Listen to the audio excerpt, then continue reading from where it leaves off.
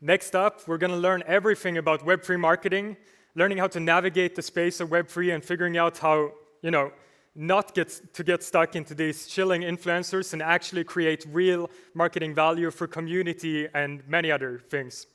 So yeah, here comes the speakers. It's you. Go for it. Okay. No, wait. I think you take the green chair. I don't mind. Yeah. Do you want the green chair? Hi, everyone. Welcome. Thank you. That's what we need. How are you all doing? Yes? Good? Welcome to Web3 Marketing. I think the MC maybe set us up to say that you're going to learn about all things marketing and become experts out of this. I think the three of us are probably going to let you down if that's your expectation. So we're going to introduce ourselves, and today is a little bit of a different panel because I was going to also be a speaker. We had a different moderator, so we're just going to make it more of a roundtable style. We have some questions that we're going to work through, and then if any of you have questions, we'll open it up. We're keeping this nice and casual. So I'll go first. I'm James, head of marketing at Rarible. If you all know what Rarible is, marketplace, one of the OGs. We've been building in this space. Now we have our Rarible API as well as Rarible X, our vertical marketplace builder. And I'll pass it over to you. Hi, guys. I'm Ilya. I'm the founder of Super Best Friends. We're a meme coin / creative studio. Oh, I don't know. Hello. Check. There we are. Yes. Hi, everyone. I'm Lucie. I'm the senior marketing manager at AnimocaBrands. So what I do is that I lead the corporate marketing team at AnimocaBrands. So if you're not familiar with our company, we are a leader in blockchain and gamification, quite well known for our investments, but we also develop our own projects, especially in the world of blockchain gaming. And I'm here to tell you a bit more about our marketing efforts. Awesome. I actually am going to throw a curveball. Do you all have a first NFT experience, like your first NFT story? Can we share? This is NFT Fest. We should do it. Yeah? I'll go first, and then you can think about it. If you don't have one, that's all right. How many of you remember Crypto Coven? I see one hand. That's all that matters. That's great. I loved that project. They were my first ever mint. And I don't know if you all remember what minting was like a couple years ago, which feels like a decade, but it was kind of a scary experience. Like, I'm sending this money out, and it's going to take a minute, and I don't know if I'm doing it right. And yeah, I still have that NFT in my Vault wallet today. What about you, Ilya? What was your first NFT? Mine was a Loot project. Do you remember Loot? Nice. I just loved it. I loved the concept. I got really deep into it and all the derivatives of it, and spent way too much money on it, to be honest. Yeah, that's for sure. And then for me, it was actually a gaming NFT. So as I mentioned before, right, AnimocaBrands is a blockchain gaming studio. So as part of the team and employees, we were there to try out some of the games. So the first mint was also like quite a scary experience. But then I still have like that car and played, rev racing with it for many, many months across my journey in crypto. Nice. I love it. We're going to jump in. We have some questions here, and maybe at the end we'll open it up to everyone else. But the first question, you guys have already seen these, but is the current state of Web3 marketing too focused on hype and speculation rather than delivering real value to users? Whoever wants to go first, it's a good question. Yes. Do you want to elaborate on that? I'll let you elaborate, because I think you've got a much more bird's eye view of things. But yeah, I would say yes, and just how meme coins are dominating right now kind of proves it to me. So I agree with Ilya on the fact that the narrative currently is indeed dominated by projects that are very hyped and may bring let's say, negative reputation to Web3 marketing as a whole. Now, I think as a marketer myself, I have a responsibility in, working on projects and with projects who are trying to deliver genuine value to users. So I do think actually that hype is necessary, especially when you want to acquire your first users and have like people to come in and test out your projects. But then it cannot be like a long-term strategy, meaning that you have to put effort in like building for the future, bringing utility to perhaps like the NFTs or the tokens that the community members acquired in the first place. Yeah, that's a really, I think, good answer to think through. Like, what I think about a lot is what is hype? Like, is maybe the word hype is trying to encompass too many things, because hype and attention is one of the pillars of marketing. If you're not getting any hype or attention, you're not doing a good job of marketing. I think it's more about how you drive that hype. Are you driving it with rocket emojis and LFG, go to the moon, wag me, or is it actually building hype because you're bringing real value to the space and you're adding rather than extracting? I'm curious on the meme coin side, like what do you see happening right now? What I see is kind of speaking to what you said about using that hype and funneling it into something. I think what I've seen is all of the projects that are kind of the more just surface level hype, you know, rocket emojis, let's go to the moon kind of thing, they just fizzle out and die.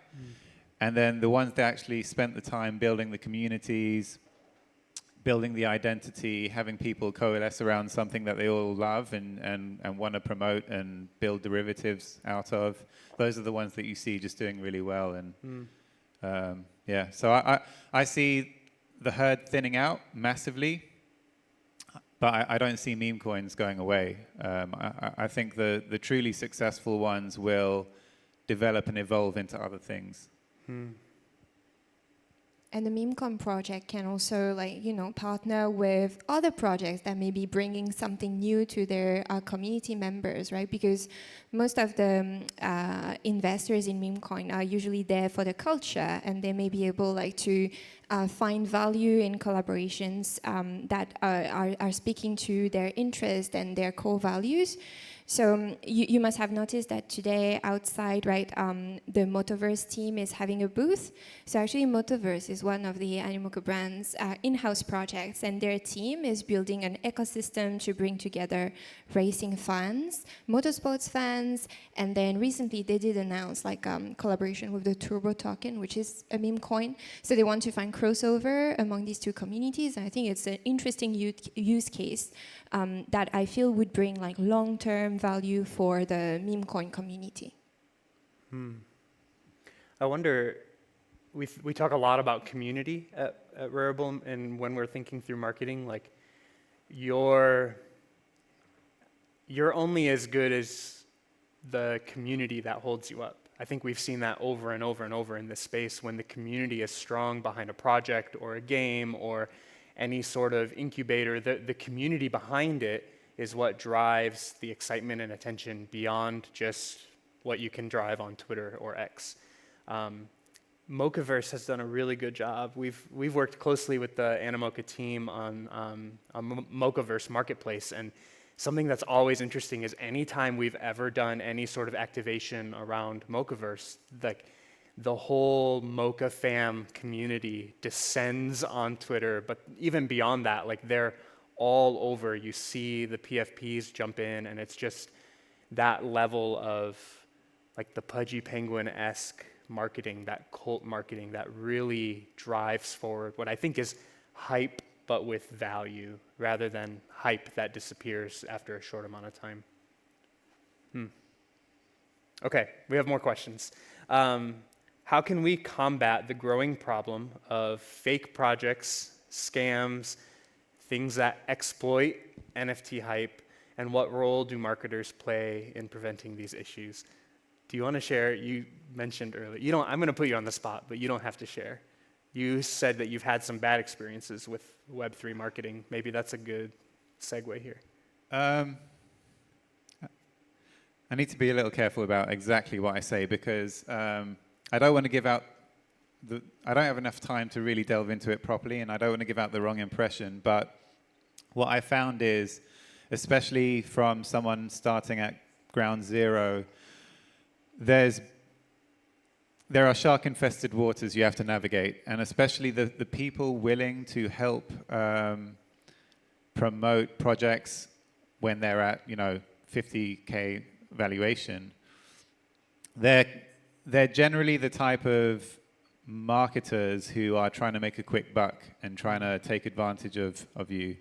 And in the past few months that I've been running Super Best Friends, I've made connections and met more reputable people. And those people tend to not really look at the projects when they're at those nano cap valuations. So there's this kind of disconnect where if you're trying to build something of value, I feel like you need to do it yourself in the beginning and not rely on, the typical kind of mechanisms used in crypto nowadays. So I'm finding a lot of the kind of KOL side of things. A lot of these guys call themselves KOLs. They have like Twitter accounts full of bots, and all the comments and replies are bots, and it just looks horrible. Yeah. So even me trying to kind of do things the right way and not make use of any of those shadier tactics, I got taken advantage of, and I had people promising me things and ending up kind of reflecting poorly on my brand. So I don't really have the answer. Maybe Lucie does. Well, I agree with you on the fact that it's hard to navigate the marketing landscape, especially on the question of KOLs. I think it's important as a marketing person to do your own due diligence and cross-check who you want to work with. For our team, we take pride in working with people that we know personally, that we've been building close relationships with. But it's not something you're going to do very quickly, right? It takes time. And in fact, if you've seen maybe some of the news that we shared earlier this week, we announced our Inner Guild, which is the first time that we work with creators as our ambassadors, actually, 4 of them. So Brian D. Evans, Bryson, Justin Wu, and Cryptonauts. And we've been knowing them for actually years now. And that's the first time we decide to collaborate at a higher level on content creation. And the objective for us is to make the brand more well-known in the space and beyond, and speak about Web3 education.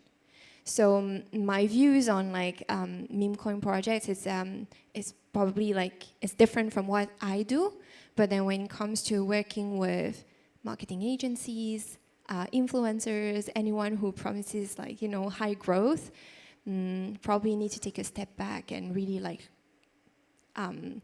cross-check, before you make a decision. That's a really good point. I think about we're launching an ambassador program soon at Rarible, and nice. You triggered that thought in my head. I was like, okay, this is something we could talk about, because we've been working really hard on defining what does it mean to join an ambassador program in the NFT space. We saw what it shouldn't look like in 2021. 2022, 2023, we've seen a lot of examples of what it should not be. There are ways to do it well, though.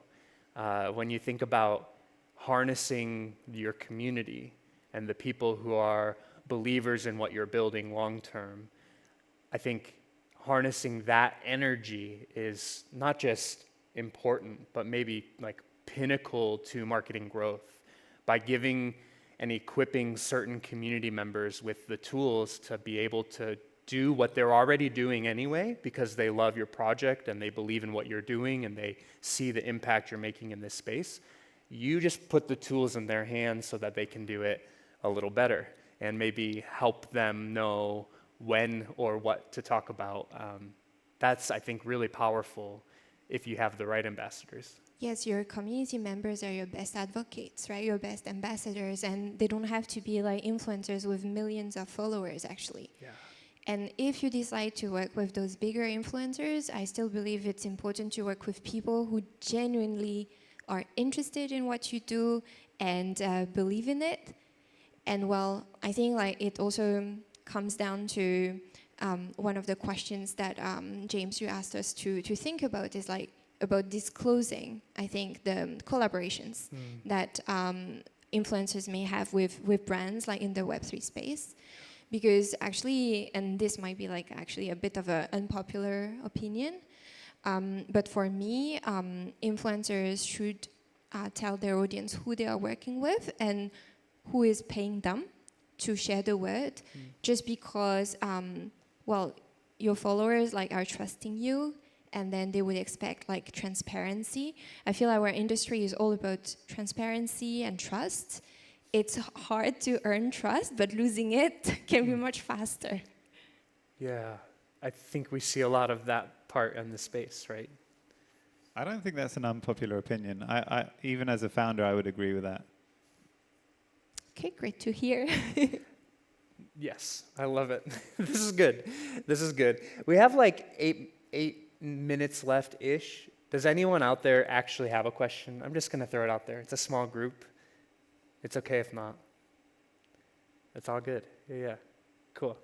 If anyone does, just shout it out. It'll be great. I think we'll jump. Why don't we jump to number 6? This one I think is probably like a tangent and just continues this conversation, but I'd love to hear it, especially from the meme coin space. Is Web3 marketing complicit in fueling speculative behavior and financial irresponsibility, especially among young and inexperienced investors? It's hard to argue against that. I would say absolutely. But what I would say is that the people in the space now are far less inexperienced than in previous cycles. And I feel like people are way more savvy than 2020 or especially 2017, you know. People kind of get what all the kind of tricks are and what's just hype and you know all of that side of things, and they still go along with it anyway because we all know that, you know, follow the herd, ride the wave, and hopefully your speculation will pay off and you won't, you know, be a bag holder at the top. But are you asking about the morality of it, or because I feel like most people are willingly going along with it, you know, not too many people being fooled. All the people I see investing in these kind of meme coins, they all kind of know what the game is. And I feel like if everyone knows what the game is, you're kind of just gambling at that point. And I don't think gambling should be illegal or restricted in any way. So, but if you're asking about the morality of things, then yes, that I have questions there and I have issues there. Yeah. What do you think? I think like beyond meme coins, actually what Web3 is bringing is opportunities for people to make money for themselves, especially users who may be excluded from any type of like financial gain in the traditional world, right? So meme coin is probably a bit of a difficult topic because of like those moral concerns. But then when you think of like play and earn economies or even just content monetization, suddenly like it opens like a new world for maybe like people who are from emerging countries and cannot rely so much on their local currency to evolve in life. So I feel like the true value of Web3 is this opportunity to become financially literate. And our responsibility as marketers is to help them to gain, but in a safe environment. So I feel like more emphasis needs to be put on perhaps knowing how to identify a project that is like legit versus like, you know, more scammy, being careful of some, you know, links that you should not click. You know, those type of like comments that need to be taken into account, especially when you're new to the space. But other than that, I feel like there are great opportunities for people to just become richer, let's say. Absolutely. I think in terms of leveling the playing field, 100% I agree. It's allowing countless millions of people to lift themselves up. All buying and selling is a Ponzi in the end. You know, if someone else has to buy something you have for more money, someone is losing at the end of the day. So it's the same in the stock market. There's no issue there. I guess the only issue is if there's any kind of, as we said, shady marketing, shady influencers, not disclosing things, dumping on people. That's where things get, iffy and not cool. But otherwise, it's the same as the stock market, really. Yeah. Okay, we have like 4 minutes. Maybe the last question. This one came in. I put a call out for questions on Twitter, and one user said, I'm new to Web3 marketing. What's one tool that is a must-have in this space for marketers? I'm curious what either of you think about that one. Having been doing this as a novice since March, I would say what I've learned is focus on building the community, that first 100, 200 people, getting people really, really excited, getting people to be ambassadors for your project. That's the most powerful tool. And if I could go back in time and do things again, I wouldn't have relied on any of the douchebags who promised me the world and, and just done that instead. Yeah. To add on to that, I think that actually in Web3, what does a lot for marketing is real life events. And getting the opportunity to meet the community members that you may be chatting with online, fostering relationships, like what I've said before, potentially finding opportunities for collaborations, this will help with the growth of the overall projects. Yeah, I think for me, I would say it's less about what tools you're using and more about your intention and how you're engaging your followers and your community and the people who make up those that know your brand. Take care of your people. Reply to comments. Have an engaging conversation. That's one of the perks of being in this space. People want access to be able to give real feedback and to have their voice be heard. Maybe that's not sustainable as you continue to scale, but building that foundation is pinnacle to building any sort of community and making any impact here. Okay, does anyone want the last word and close us out today?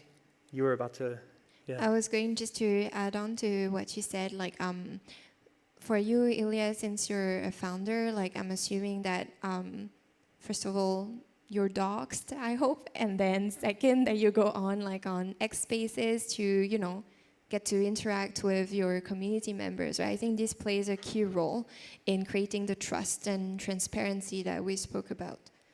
Yeah, I just did my first space a couple of days ago, actually. So nice, well done. Nice, I love that. Awesome. It was really great to be able to chat with you guys. Getting to know each other here and being able to share with you both. Thank you for your time, and thank you all for coming. Thank you. Thanks, guys. Yeah, I think that's it for us. Bye, everyone. Thank you.